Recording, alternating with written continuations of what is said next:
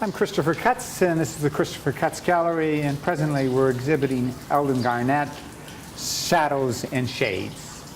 The first piece I want to draw our attention to is an outdoor piece that was commissioned for an exhibition that took place at the waterfront in the late 1990s. That's called the Book of Safar, and it was an exhibition that was curated by Carla Garnet with works all dealing with water.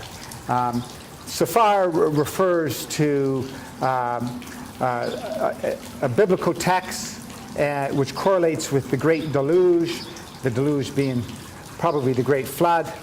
And as you can see, the water is running over the book, and it makes that reference there. However, Eldon says that the piece is really more of a playful piece. It was originally put specifically in the pond just outside, on the harbor front just outside of the power plant. Okay, we're going to move inside now and take a look at this exhibition that surveys about 3 decades of Garnet's work. The first work we're going to take a look at is Categories of Disappearance, which we see here on the wall, which is made up of 66 images of bug life, insects. These were bugs that were collected by Eldon. Eldon has a cottage up just south of Algonquin Park, not far from Bancroft, and he many of these bugs he would catch. He'd put them in little glass jars, and then he would just let them sit there, and sometimes you can see that they would spin webs or lay eggs, and eventually they would disappear, they would die. And that's been an interest of Eldon's for some time, sort of this long, slow lament of life and the passing of time. He's also written a novel called Categories of Disappearance, which is interspersed with each chapter, which he calls a category, is delineated by one of these images. There are 55 chapters, and after the end of the 55th chapter, you would turn another page and get another one of these categories, one of these insects. I think it's interesting to note that the technique that he used is he tried many different ways of taking these images, and what he found most effective was, and it was experimental, is that he took one of the insects and put it on his flatbed scanner in the evening time and scanned it with the lid open. And then he would manipulate it many times. So it was a laborious process. He took about an evening to shoot each one of these images. And I suppose I shouldn't call them shot. They were actually being scanned. Okay. We're going to move from Categories of Disappearance to a more classic Garnet photo-based object composed of multiple imagery. Eldon is a photographer who constructs his imagery, and as you can see here, he's juxtaposed 3 images, and the narrative in these images is open. It's open for interpretation. They still deal with a lot of the recurring themes of the passing of time. Like here you see a petrified insect here. Looks like probably chest hair, which is going into the salt and pepper phase of life. And over here, a burning and decaying wing. If we move over here to another multiple image photograph, this is called Once. Eldon's pieces have this richness about them that is attractive, but there's always an edge about them that's repulsive. So they have this push-pull, attraction, repulsion. As you can see, these luscious imagery, but it's like a wound festering. Here, there's these sort of aged, hypnotic hands that you're drawn into, dark, almost mysterious, appearing out, aged, as you can see. The fingers on strings, weeping blood, the kind of ouch factor. And then we're going to move over to one other multiple imagery.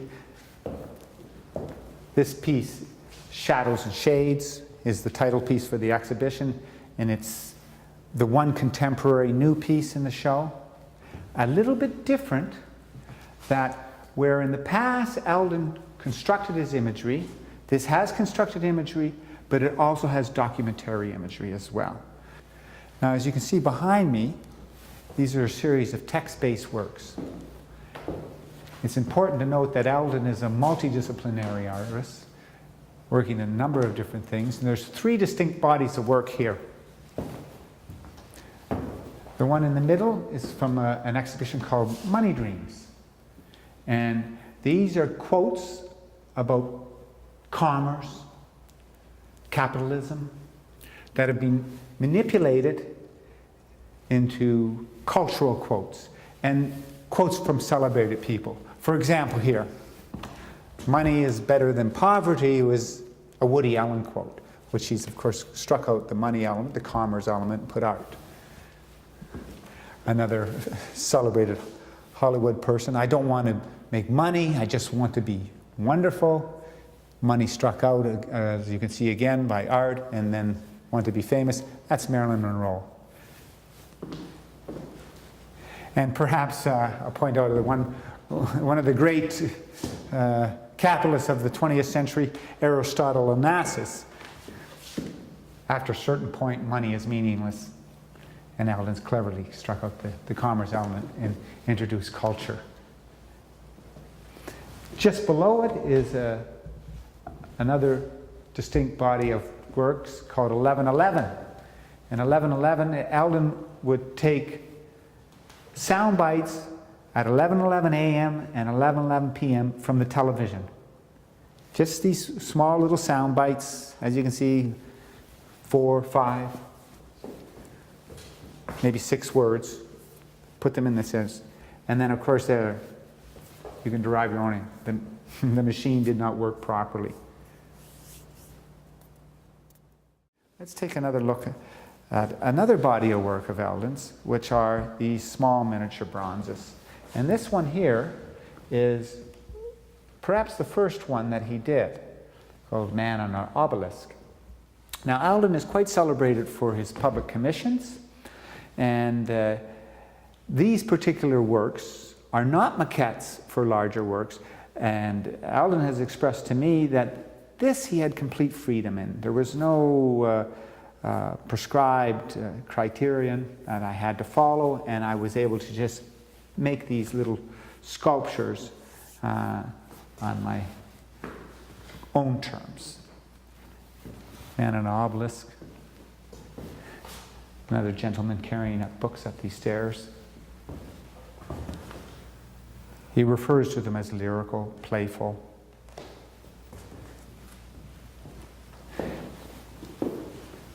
These are constructed imagery found, for example, the little figures are the figures that you'd find in hobbyists,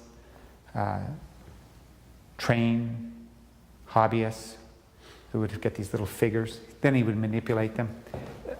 They became, they could only go so far because he was saying hard to find reference points. You know, you could only get so many little figures that he would find of interest that he could use, interspersed with some text there. Here's another one, a wonderful one. I think it references sort of our capitalist, Sisyphean approach to life, walking round and round on the cone. Do we ever make it to the top? We're going to move from this room and the lyrical bronzes to another set of bronzes called the 4 sites. Here you can see these 4 sites directly reference architecture. And as you can see, the architectural reference, they're all cast bricks. And then, of course, these little figurines that he's manipulated. And they have a distinct patina. They're quite elegant. I really like these pieces. They have a very strong dramatic lighting. Quite a unique patina as well. This one you got the dog, and hiding around the corner is a little figure with his head leant up against the brick. Is he keeping it up? I don't think so. Maybe banging his head against it.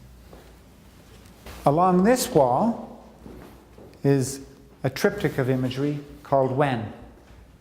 These were exhibited at the power plant in the early 90s.